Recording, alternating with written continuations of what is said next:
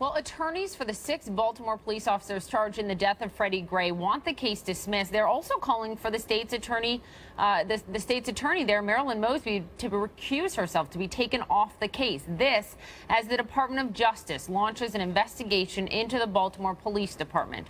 Joining me to discuss, Milwaukee Sheriff David Clarke and CNN political commentator and Morehouse professor Marc Lamont Hill. Gentlemen, thank you for being here. I appreciate it. Marc, let me begin with you. Do you think that this investigation into the Baltimore PD is justified? Should the Department of Justice be doing this? Oh, absolutely. And I would say that prior to the Freddie Gray death, there's ample evidence that there has been a practices problem. There has been a structural problem. There have been numerous complaints by citizens. There have been payouts made to people for excessive force, et cetera.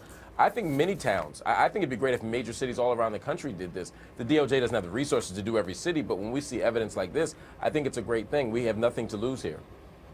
Sheriff, I know you disagree. You told me last hour you think this is all politically motivated and it shouldn't happen, but does Marc have a point that what's the harm in taking a look and evaluating police forces in major cities?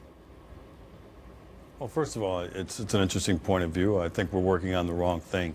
Just 2 months ago, President Barack Obama held up the Baltimore Police Department under Commissioner Batts along with Mayor Rawlings Blake and said the Baltimore Police Department was the model that should be adopted by agencies all across America for unbiased policing.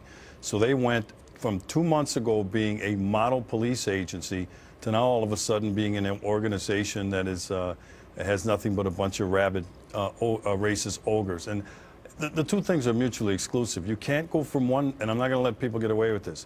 2 months ago, Baltimore PD was the model. The mayor sat on that 21st century task force that was put together by President Obama. She was taking bows for her police department, but now for political expediency, she throws them under the bus for deflection. Marc, do you have a point? Can I ask a question? I mean, they might be mutually exclusive, but why are we presuming that the case made 2 months ago was the correct one and that this one is incorrect when there's evidence to suggest that this moment is correct? And if you and I can't decide who's right, whether the president 2 months ago was right or whether the mayor is right now, why not have a DOJ investigation? There's still not an argument for why a DOJ investigation shouldn't be made. The only argument you've made is that the president may be wrong about policing in Baltimore 2 months ago. So let me throw this out there. We know that Commissioner Batts has said there is work to be done in my police department, and I'm doing it, and I'm leading it. Yeah. We also know that the city of Baltimore, Sheriff, has paid out $5.7 million in settlements for events since 2011, 102 civil suits alleging police misconduct. Does that show that there is something that needs to at least be looked at? Not at all. In the litigious society we live in with these torts that are brought against municipalities, they always know that it's cheaper to just pay these things out than to litigate them. And I think it does a disservice to the people who are being accused of this stuff, but that's what this is about. It's easier and cheaper to just pay for a settlement than it is to take it its full course through the courts. So I think that means nothing. One of the things, Marc, that we're hearing... That's possible, but... Go ahead. No, I mean, it's possible that not every case is real, and sometimes people do fight cases through civil means rather than criminal means or through other means, because I don't dispute that.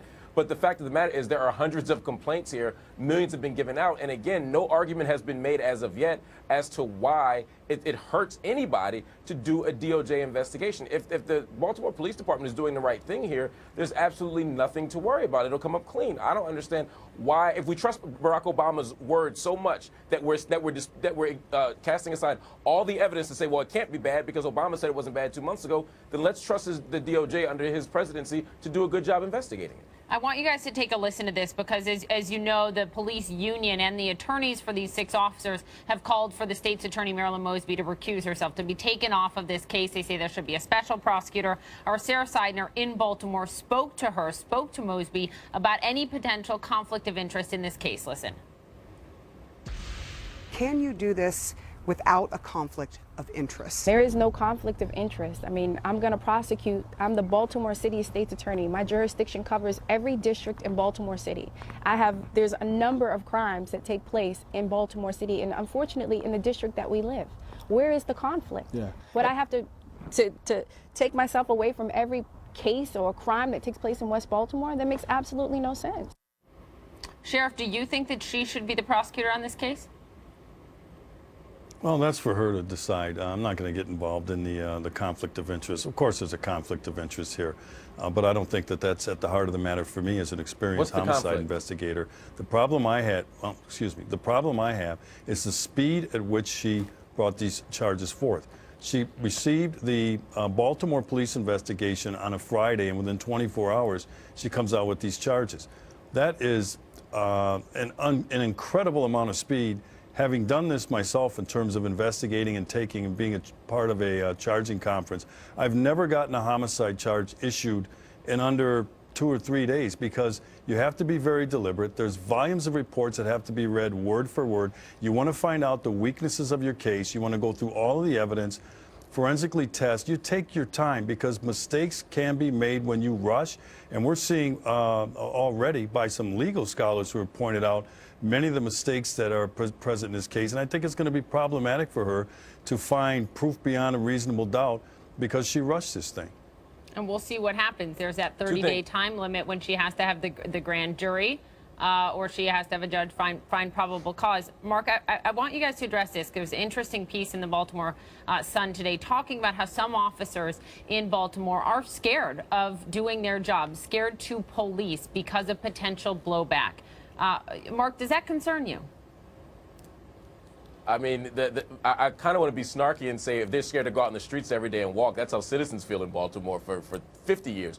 But to answer your question more appropriately, I think that if you do your job, you have a really good chance of having nothing to worry about. It's not as if the law has a propensity for going against cops. If anything, cops typically get the benefit of the doubt. What police officers are seeing over the last 10 to 20 days and maybe the last 6 months or 9 months around the country is that people are beginning to have some doubts. People aren't always giving police the benefit of the doubt. Our police deserve transparency. They deserve due process. They deserve the rule of law. They deserve all the same protections that citizens get.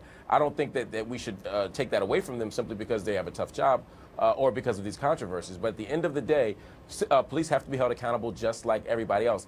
Do your job and, hey, get a body camera and you'll have absolutely nothing to worry about. Sheriff, to you, I mean, you're officers. What are you seeing on the ground in Milwaukee? Well, that's a tipping point, you know, and it's called depolicing, where officers won't be as assertive as they should.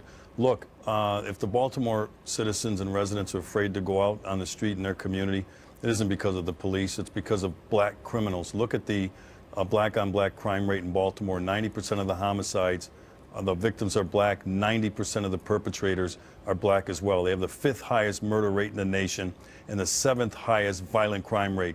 That's why the people of Baltimore are afraid to go out into the streets. That's not true, though. I mean, I speak to people in Baltimore, and the same thing happens in my town of Philadelphia and New York. They're not competing claims here. You can be scared of gang violence and black-on-black violence and be scared of the police. They can both be true at once. And the truth here is that people are saying that they are not only afraid of violence in the street, they're also afraid of law enforcement. They also don't feel protected by law enforcement. They also don't feel like they have the protection of law to call law enforcement when bad things happen. And if you're saying that none of that is true simply by pointing to a black-on-black crime rate, I think you're missing the point. I mean, again, they're not competing claims. Why can't they both be true? Sheriff? That's an actual question. Why can't they both be true? I'm not saying that they're both. I'm not saying they're not both true. I'm saying look at the rates, all right?